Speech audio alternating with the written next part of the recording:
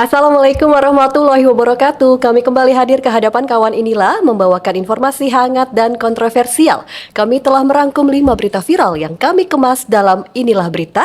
Bersama saya Restu Wulandari, inilah berita selengkapnya.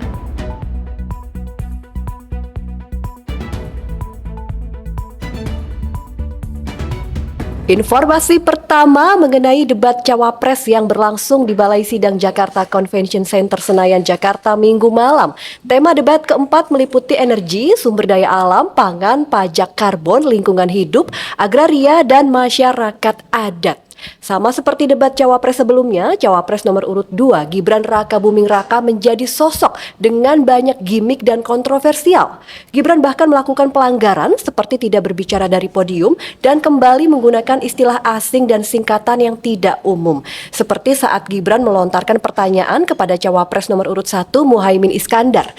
Gibran memberikan pertanyaan dengan kalimat singkat mengenai lithium ferrophosphate atau LFP. Gibran tidak menjelaskan detail mengenai LFP kecuali diminta Caimin. Caimin pun berusaha tenang menanggapi pertanyaan Gibran walau akhirnya Caimin terbawa emosi dengan mengajarkan Gibran soal etika dan membawa-bawa kasus ijazah palsu yang sempat menjerat bapaknya yang juga Presiden RI Joko Widodo. Sementara Gibran juga turut membawa-bawa nama Tom Lembong. Tom adalah wakil ketua tim nasional atau Timnas Amin. Tom ini juga pernah berada di dalam Menteri Kabinet Presiden Joko Widodo pada periode pemerintahan 2014-2019. Dan berikut perdebatan panas antara Caimin dan Gibran. Baik, terima kasih Gus Muhaimin. Paslon nomor 1 dan tim suksesnya sering menggaungkan LFP, lithium ferrophosphate. Saya nggak tahu ini pasangan nomor 1 ini anti nikel atau gimana. Mohon dijelaskan. Masih ada waktu, Pak Gibran, apakah akan digunakan? Akan saya gunakan apabila pertanyaannya belum jelas. Bagaimana Gus? Cukup? Saya jelaskan juga nggak apa-apa. Singkatan dan terminologi mohon dijelaskan. LFP, lithium ferrophosphate. Tadi sudah saya bilang kan, lithium ferrophosphate. Itu sering digaungkan Pak Tom Lembong itu. Lithium ferrophosphate. Baik. Masih ada waktu untuk menjelaskan atau cukup? Cukup? Baik. Terima kasih. Tenang Pak Gibran. Semua ada etikanya. Termasuk kita diskusi di sini bukan tebak-tebakan definisi, tebak-tebakan singkatan. Kita levelnya adalah policy dan kebijakan. Prinsipnya sederhana. Semua kembali kepada etika Pak Gibran. Jangan-jangan kalau kita tebak-tebakan definisi di sini, saya ragu kita ini levelnya SD, SMP, atau jangan-jangan ijazah kita palsu semua di sini. Ini yang mengagetkan. Jadi kalau tebak-tebakan, ya bukan di sini levelnya. Di sini adalah kebijakan kita untuk memimpin negara. Bapak Muhaimin, waktu Anda habis. Terima kasih. Ini agak aneh ya. Yang sering ngomongin LFP itu tim sesnya, tapi cawapresnya nggak paham LFP itu apa. Kan aneh. Sering bicara LFP, lithium ferrophosphate. Tesla nggak pakai nikel. Ini kan kebohongan publik, mohon maaf. Tesla itu pakai nikel, Pak. Dan kita sekarang, Indonesia itu adalah negara yang punya cadangan nikel terbesar sedunia. Ini kekuatan kita, ini bargaining kita. Jangan malah membahas LFP. Itu sama saja mempromosikan produknya China, Pak. Saya nggak tahu ya, Pak Tom Lembong dan tim sesnya sering nggak diskusi dengan cawapresnya. Masa cawapresnya nggak paham? Aneh loh. Saya jelaskan sekali lagi, lithium ferrophosphate itu adalah alternatif dari nikel. Intinya ada negara yang nggak mau pakai nikel. Nah, itu loh Gus yang saya maksud. Apakah Gus Muhaimin juga anti nikel? Baik, waktunya habis. Terima kasih Pak Gibran. Nah, kawan inilah perlu diketahui lithium ferrophosphate ini merupakan salah satu logam yang banyak digunakan dalam baterai isi ulang salah oke Kak, lithium ion. Ion atau ion ya? Ion aja ya bacanya ya. Nah, kawan, inilah perlu diketahui litium ferroposfat ini merupakan salah satu logam yang banyak digunakan dalam baterai isi ulang litium ion. Nah, yang disinggung Gibran ini terkait dengan unsur pada baterai litium ion sebagai penyimpanan energi listrik pada handphone, laptop, hingga kendaraan listrik atau electric vehicle.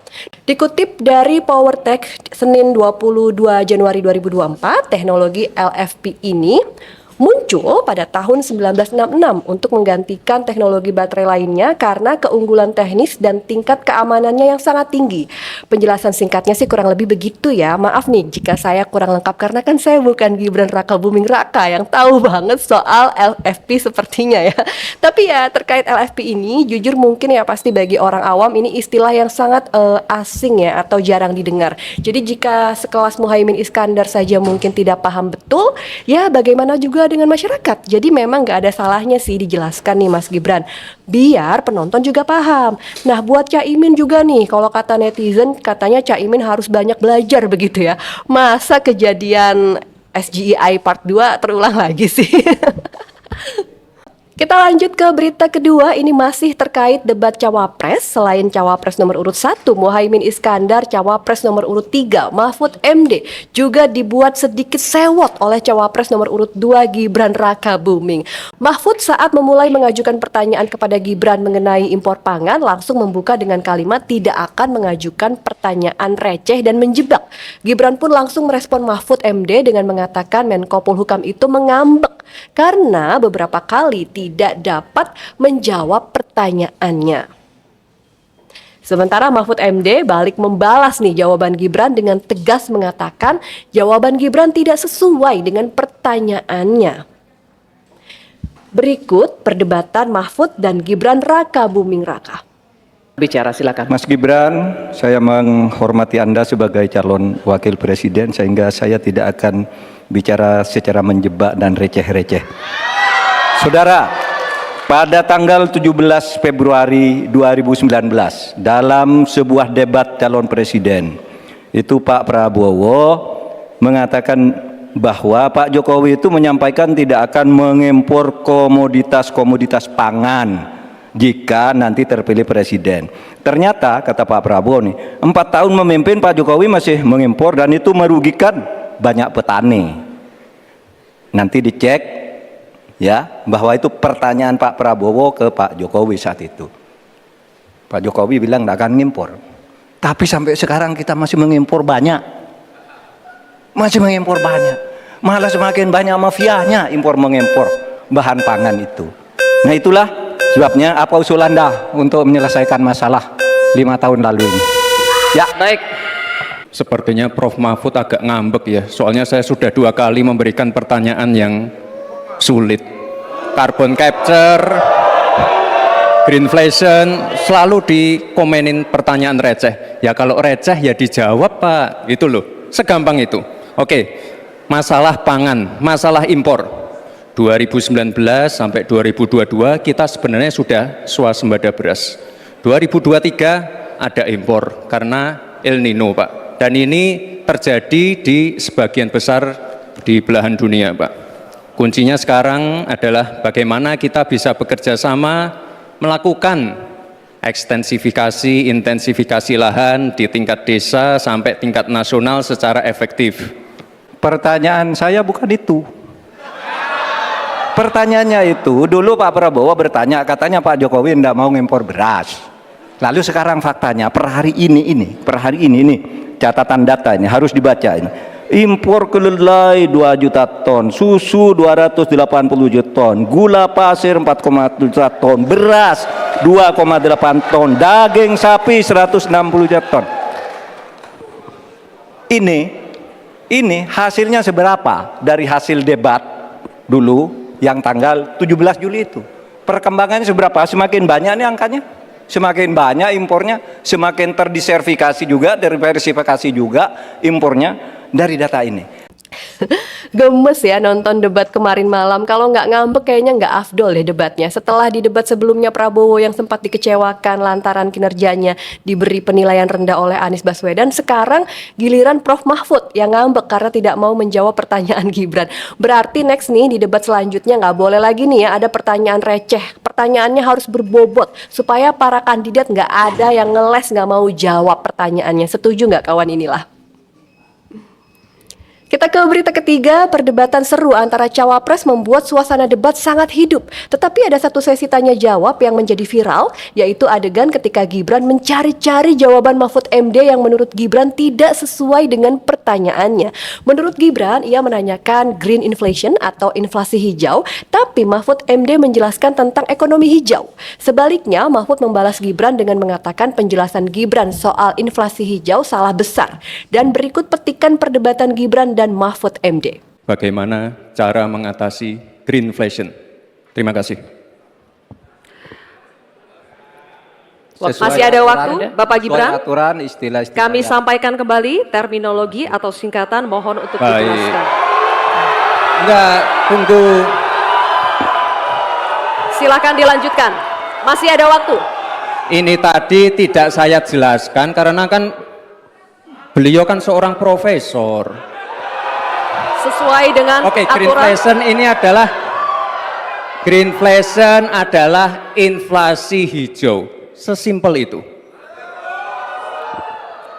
Saya merasa berbangga sebagai orang Madura. Karena orang Madura itu yang pertama dulu mempelopori ekonomi hijau, ekonomi sirkuler. Di mana orang Madura itu tuh yang memunguti sampah-sampah, menguti plastik-plastik lalu diolah. Sehingga sebenarnya ekonomi sirkuler itu sudah menjadi kesadaran masyarakat. Nah, oleh sebab itu kalau untuk mengatasi inflasi itu tentu yang paling gampang kan kebijakan-kebijakan. Diatur saja jatahnya. Di sini kan harus ada data. Kecenderungannya di sini begini, kebijakannya harus begini.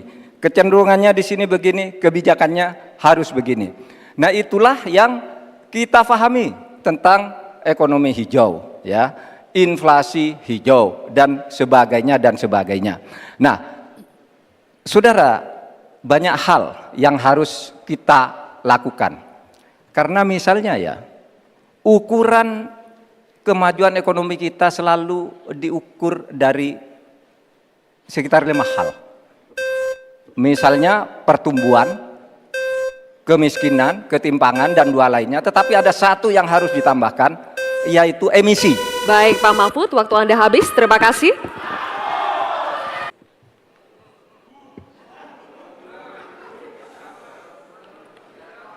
Saya lagi nyari jawabannya Prof Mahfud. Saya nyari-nyari di mana ini jawabannya. Kok nggak ketemu jawabannya? Saya tanya masalah inflasi hijau kok malah menjelaskan ekonomi hijau. Prof Mahfud, yang namanya greenflation atau inflasi hijau itu ya kita kasih contoh yang simpel aja. Demo rompi kuning di Perancis. Bahaya sekali. Sudah memakan korban. Ya, ini harus kita antisipasi, jangan sampai terjadi di Indonesia. Kita belajar dari negara maju. Negara maju aja masih ada tantangan-tantangannya. Intinya transisi menuju energi hijau itu harus super hati-hati. Silakan. Saya juga ingin mencari itu jawabannya ngawur juga itu. Gila ini. Ngarang-ngarang ndak karuan mengkaitkan dengan sesuatu yang tidak ada, gitu ya. Begini loh, kalau akademis itu gampangnya kalau bertanya yang kayak gitu-gitu tuh recehan, gitu. Recehan. Oleh sebab itu tidak layak dijawab menurut saya. Dan oleh sebab itu saya kembalikan saja ke moderator. Ini tidak layak dijawab pertanyaan kayak gini. Tidak ada ini jawabannya. Terima kasih. Cukup buat Pak Mahfud? Masih ada waktu Bapak? Saya kembalikan. Cukup ya? Baik. Saya kembalikan. Tidak ada gunanya menjawab. Ya. Baik.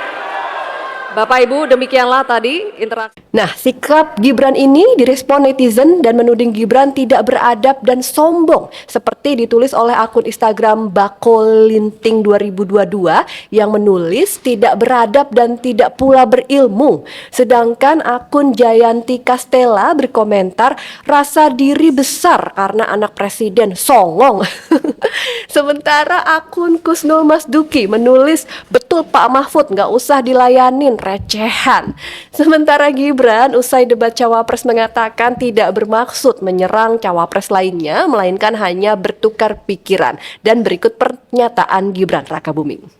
Ya, masalah ofensif atau tidak itu ya saya kembalikan lagi ke pemirsa, ke penonton ya.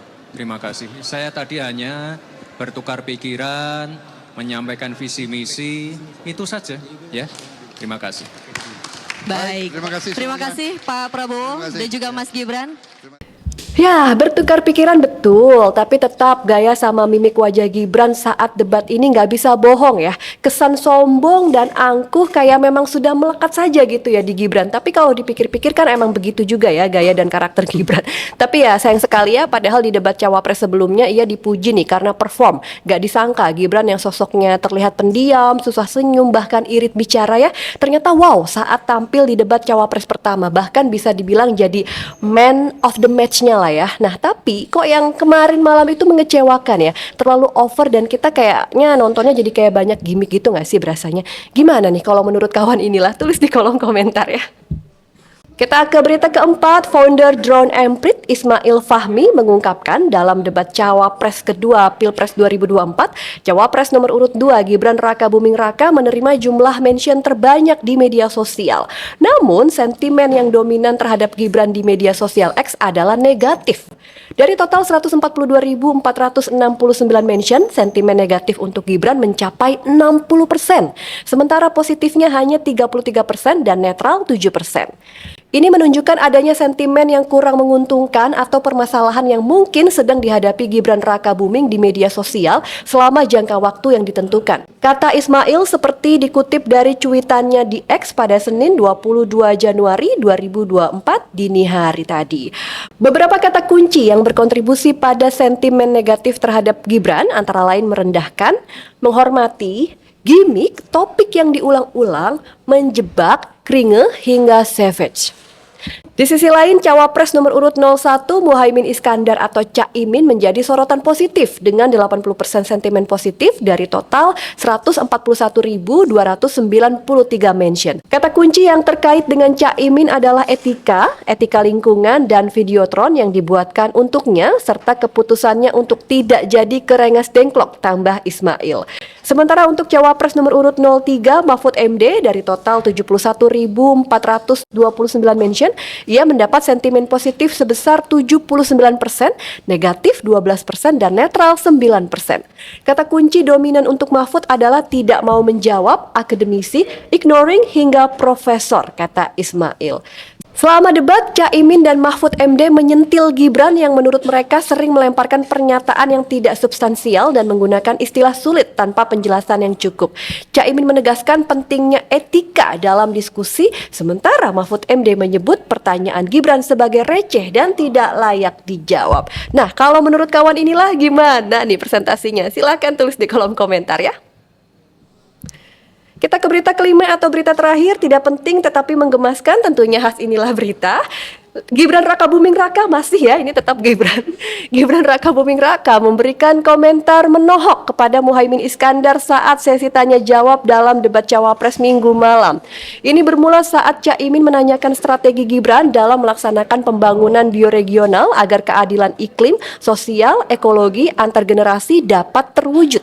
Gibran justru menyindir Caimin yang masih memakai botol plastik, sedangkan ia dan Ganjar menggunakan botol kaca. Dan berikut sindiran Gibran saat debat Cawapres. Silakan. Gus Muhaimin ini lucu ya, menanyakan masalah lingkungan hidup tapi itu kok pakai botol-botol plastik itu. Padahal saya, Pak Ganjar, Prof Mahfud pakai botol kaca, itu gimana itu komitmennya? Botol plastik semua itu. Tapi nggak apa-apa, kita kembali lagi ke topik ya. Sindiran Gibran ini viral di media sosial X dan mendapat tanggapan miring dari netizen. Loh, kok miring? Ini dia nih, kita lihat ya. Seperti yang ditulis oleh akun Umar Syadat, ia mencantumkan foto Gibran dan tim suksesnya berikut deretan botol plastik di atas meja. Ia menulis, "Guys, cari 10 foto atau video saat Gibran ada acara di mana ada dia dengan botol minuman plastik. Hadiah satu orang 100.000 untuk 10 orang. Wah, saya bisa ikutan gak nih? Oke, sementara ada akun David Wijaya yang men-share video sampah-sampah plastik dari pendukung Gibran Rakabuming sehabis debat. Ia mengatakan, sampah pendukung 02 bertebaran di tempat sehabis debat. Jangan pura-pura bego atau bego beneran lu mas. Apalagi banyak yang pakai botol plastik. Padahal dalam debat cawapres tadi malam nyinyirin Kak Imin. Munafik. Aduh. Begitu juga dengan akun Rustam. Ia men-tweet, pantas dan tepat Pak Mahfud tak mau menjawab pertanyaan receh. Gan maksudnya dipanggil nih. Gak ada gunanya Gibran mengomentari pemakaian botol plastik. Pendukungnya buang botol plastik sembarangan di lokasi pendukungnya nggak sesuai perkataan jagoannya. Gitu deh kira-kira intinya dia mengomentari pendukungnya yang ternyata masih menggunakan botol plastik begitu ya. Ada-ada aja ya netizen ya. Nah kalau menurut kawan inilah gimana nih? Tulis di kolom komentar ya. Baik kawan, demikian berita kali ini. Jangan lewatkan berita berikutnya tentunya dengan topik yang lebih menarik dan kontroversial. Jangan lupa juga untuk like, komen, dan subscribe ya. Dapatkan juga informasi lengkap seputar pemilihan umum di kanal pemilu.inilah.com. Saya Restulandari, wassalamualaikum warahmatullahi wabarakatuh dan sampai jumpa.